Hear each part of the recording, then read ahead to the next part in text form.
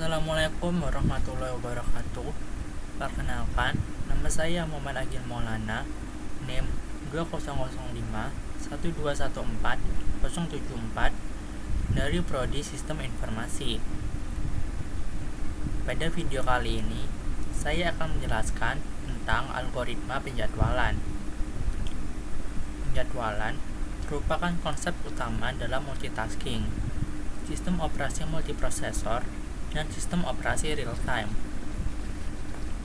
Penjadwalan adalah cara atau metode berbagai proses dilaksanakan pada CPU, di mana biasanya terdapat lebih banyak proses yang dijalankan daripada jumlah CPU yang tersedia.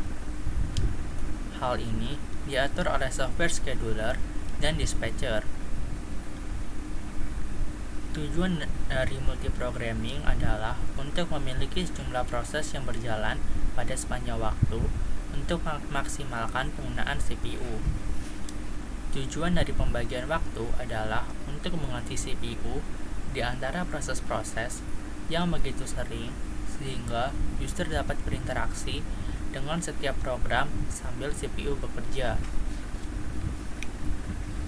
Untuk sistem uniprosesor, tidak akan ada lebih dari satu proses yang berjalan. Jika ada proses yang lebih dari itu, yang lainnya akan harus menunggu sampai CPU bebas dan dapat dijadwalkan kembali. Untuk mengetahui lebih jelasnya, mari kita simak video ini sampai tuntas. Penjadwalan. Pengertian penjadwalan. Penjadwalan merupakan kumpulan kebijaksanaan dan mekanisme di sistem operasi yang berkaitan dengan urutan kerja yang dilakukan sistem komputer. Penjadwalan bertugas memutuskan proses yang sedang berjalan, kapan, dan selama berapa lama proses berjalan.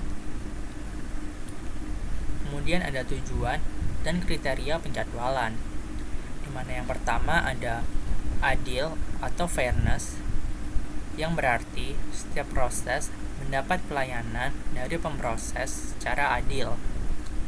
Yang kedua, ada efisiensi dalam penggunaan CPU atau pemproses, yaitu menjaga agar pemproses tetap dalam keadaan sibuk sehingga efisiensi mencapai maksimum. Yang ketiga, ada response time interaktif, yaitu waktu yang diperlukan dari perintah masukan terakhir sampai ditampilkan di perangkat atau terminal. Yang keempat, ada waiting time waktu nyata. Waiting time waktu nyata yaitu waktu yang diperlukan dari perintah masukan terakhir sampai dieksekusi oleh pemproses atau CPU. Dan yang kelima, ada turnaround time, yaitu waktu yang dihabiskan dari submit sampai completion atau finish. Dan yang terakhir ada throughput, yang berarti jumlah kerja atau proses yang dapat diselesaikan dalam satuan waktu. Kemudian ada strategi penjadwalan. Strategi penjadwalan yang pertama ada penjadwalan tanpa prioritas, yang berarti suatu proses diberi jatah waktu pemproses sesuai dengan urutannya masuk di dalam antrian. Yang kedua, ada penjadwalan dengan prioritas, yaitu suatu proses mendapat prioritas pertama untuk memperoleh waktu pemproses atau layanan pemproses. Dan yang ketiga, ada penjadwalan non-preemptif. Penjadwalan non-preemptif yaitu begitu proses memperoleh waktu pemproses, maka pemproses tidak dapat diambil alih oleh proses lain sampai proses itu selesai. Dan yang keempat, ada penjadwalan preemptif. Penjadwalan preemptif yaitu pada waktu proses memperoleh waktu pemproses, maka pemproses dapat diambil alih proses lain sehingga proses disela sebelum selesai dan harus dilanjutkan menunggu jatah waktu pemproses tiba kembali pada proses tersebut. Berikut ini merupakan macam-macam algoritma penjadwalan, di mana berdasarkan non preemptif terdiri dari FIFO, first in first out, atau bisa juga disebut dengan FCFS, first come first server. Dan kemudian ada SJF yaitu shortest job first. Lalu ada HRN yaitu highest ration next. Kemudian ada MFQ yaitu multiple feedback queues. Berdasarkan preemptive yaitu ada round robin, ada SRF atau shortest remaining first, ada PS yaitu priority scheduling, kemudian ada GS yaitu guaranteed scheduling. Namun pada video ini saya hanya akan membahas tentang algoritma round robin saja. Round robin. Pengertian round robin. Round robin merupakan salah satu algoritma penjadwalan yang paling sederhana untuk proses dalam sistem operasi. Round robin ditugaskan untuk membagi waktu setiap proses pada porsi yang sama dan dalam urutan melingkar. Dalam algoritma ini, setiap proses akan mendapatkan waktu dari CPU yang kita sebut dengan time quantum. Time quantum adalah suatu satuan waktu. Time quantum inilah yang menentukan proses mana yang akan dikerjakan terlebih dahulu oleh CPU dan kemudian proses mana yang akan dilakukan berikutnya. Algoritma ini mirip dengan FIFO, di mana jika round robin bersifat preemptif sedangkan FIFO tidak. Kemudian ada contoh untuk hitungan round robin, di mana misalkan kita memiliki sebuah CPU dengan kuantum 4 mendapatkan beberapa proses dengan waktu kedatangan bersamaan seperti berikut, di mana proses P1 memiliki burst time 4, lalu ada proses P2 memiliki burst time 9, ada proses P3 memiliki burst time 6, lalu ada proses P4 di mana burst time-nya 5, dan yang terakhir ada proses P5 di mana burst time-nya 3. Langkah pertama adalah dengan membuat Gantt chart. Masukkan proses yang berurutan, kemudian kurangi burst time dengan nilai kuantum.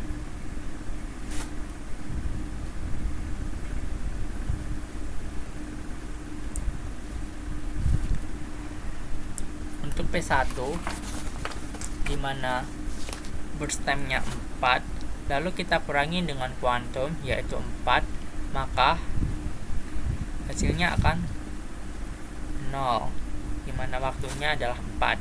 Kemudian ada untuk P2, burst time dikurangi kuantum yaitu 9 dikurangi 4, maka sisa 5 dan waktunya adalah 4.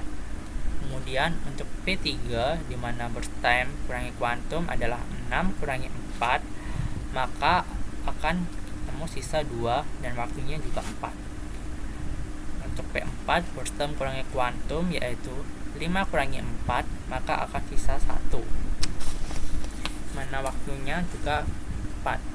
Dan untuk yang P5 yaitu 3 dikurangi 4, maka hasilnya adalah minus 1, di mana burst time-nya adalah 3. Proses yang memiliki sisa kemudian dimasukkan kembali di dalam antrian sesuai dengan urutan prosesnya. Dilihat dari sini, P1 sudah tidak memiliki sisa, maka selanjutnya adalah P2 yaitu 5 dikurangi 4 sama dengan 1, mana waktu antrian juga 4, lalu 2 dikurangi 4 yaitu min 2, di mana waktu antriannya 2, lalu ada 1 dikurangi 4 sama dengan min 3, di mana waktu antriannya 1. Setelah selesai menentukan waktu antrian, kemudian buat tabel seperti di bawah ini,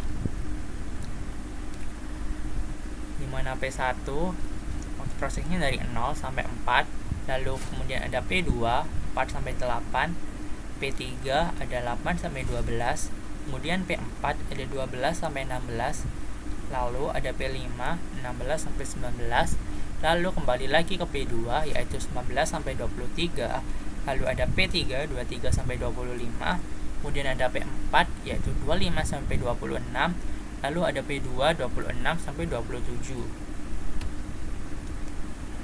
Menghitung AWT atau bisa juga disebut dengan average waiting time. Untuk proses P1, waiting time-nya 0 dikarenakan P1 adalah proses yang pertama. Lalu kemudian ada P2 di mana 4 ditambah 19 kurangi 8 tambah 26 kurangi 23, maka akan ketemu hasilnya waiting time-nya adalah 18. Kemudian pada proses P3, 8 ditambah 23 kurangi 12 sama dengan 19. Kemudian pada P4 yaitu 12 ditambah 25 kurangi 16 sama dengan 21. Untuk P5 waiting time-nya adalah 16. Maka AWT yang terjadi adalah 0 ditambah 18 ditambah 19 ditambah 21 ditambah 16 dibagi banyaknya proses yaitu 5, maka akan ketemu 74 dibagi 5, hasil akhirnya adalah 14,8. Lalu menghitung ATAT atau average turnaround time, di mana proses P1 memiliki waktu tiba 0, lama prosesnya 4, dan saat mulainya 0, saat selesainya 4, waiting time-nya 0, dan turnaround time-nya 4. Di mana pada proses P2 memiliki waktu tiba 0, lama proses 9, saat mulai 4, saat selesai 27, waiting time-nya 18, dan turnaround time-nya 27. Lalu pada proses P3 di mana waktu tibanya 0, lalu lama prosesnya 6, saat mulainya 8, saat selesai 25, waiting time-nya 19, lalu turnaround time-nya 25. Lalu pada proses P4 di mana waktu tibanya 0, lama prosesnya 5, saat mulai 12, saat selesai 26, waiting time-nya 21, dan turnaround time-nya 26. Lalu pada proses terakhir yaitu P5 di mana waktu tibanya 0, lama prosesnya 3, saat mulai 16, saat selesai 19, waiting time-nya 16, lalu turnaround time-nya 19. Lalu dapat kita jumlahkan, maka hasilnya 101, lalu kita rata-ratakan menjadi 20,2.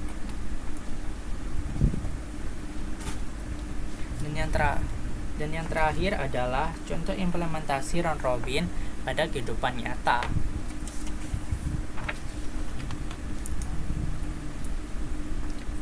Contoh implementasi round robin pada kehidupan nyata dapat dilihat pada gambar berikut. Gambar ini adalah debat calon presiden pada tahun 2014. Pada gambar berikut merupakan salah satu contoh round robin, yang artinya suatu pekerjaan yang dibatasi oleh waktu yang sudah ditentukan. Mengapa demikian? Karena di setiap debat umumnya pasti akan ada penyampaian opini atau pendapat, dan pastinya itu semua dibatasi oleh waktu, meskipun belum semuanya tersampaikan. Kemudian dicancel dan dilanjutkan oleh calon kedua dengan waktu yang sama yang diberikan kepada yang pertama. Setelah waktu calon yang kedua habis, calon pertama kembali menyampaikan opini atau pendapatnya.